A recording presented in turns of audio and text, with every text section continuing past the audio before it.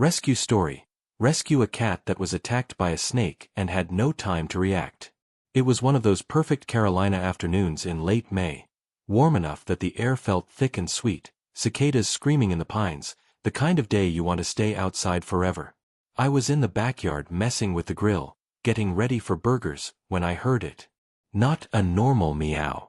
A sound like someone stepped on a bagpipe full of pain. A high, ragged scream that cut straight through the music playing on my phone. I dropped the tongs and ran. Behind the shed, in the patch of tall grass I kept meaning to cut, I saw herb garden gone wild. I saw the cat. Gray tabby, maybe 8 months old, still half kitten. She was on her side, back arched like a Halloween silhouette, and wrapped around her middle was a copperhead thick as my wrist. The snake's head was already striking again and again, fangs flashing, the cat too shocked to even try to run. She just kept screaming that horrible, wet scream. I've seen snakes before. Grew up here, you get used to them. But I've never seen one move that fast. It was pure hate in motion. The cat's eyes were huge, pupils blown wide, and every time the copperhead tagged her she jerked like she'd been shocked with a cattle prod. I didn't think. I just moved.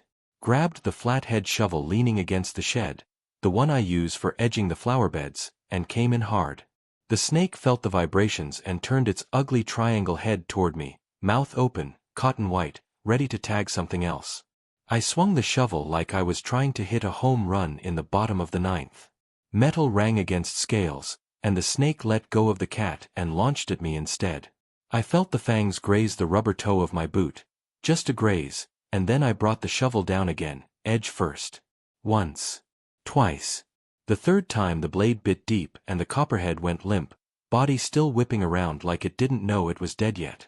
The cat tried to crawl away but her back legs weren't working right. Venom does that fast.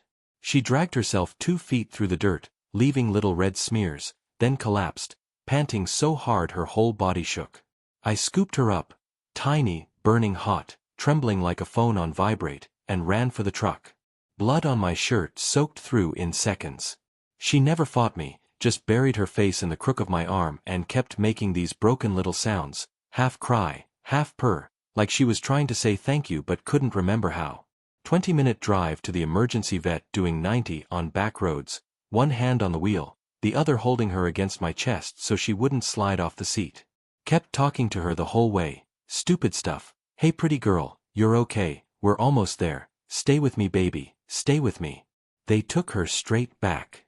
Told me copperhead bites on something that's small. Chances were bad. I sat in the waiting room that smelled like bleach and fear, covered in blood and dirt, shaking so hard the lady at the desk brought me a blanket. 2 hours later the vet came out. Young guy, tired eyes, but he was smiling. She's a fighter, he said. Swelling's already going down. We got anti-venom in her fast enough. She's gonna make it. I went back to see her. She was in a little cage with an 4 in her tiny leg, eyes half open, still loopy from the meds. When she saw me she let out the weakest, raspiest meow I've ever heard. I stuck my finger through the bars and she licked it once, like yeah, you're the guy. They kept her 3 days.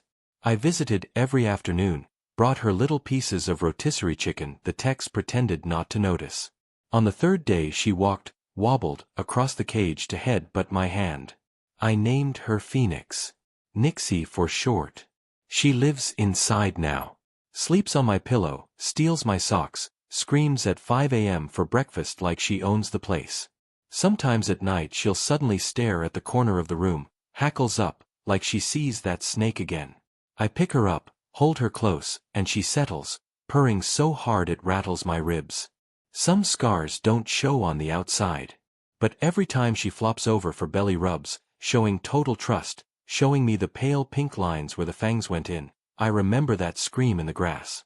And I know I'd fight the devil himself all over again to keep her safe. She was supposed to die that day. Instead, she taught me what living really looks like.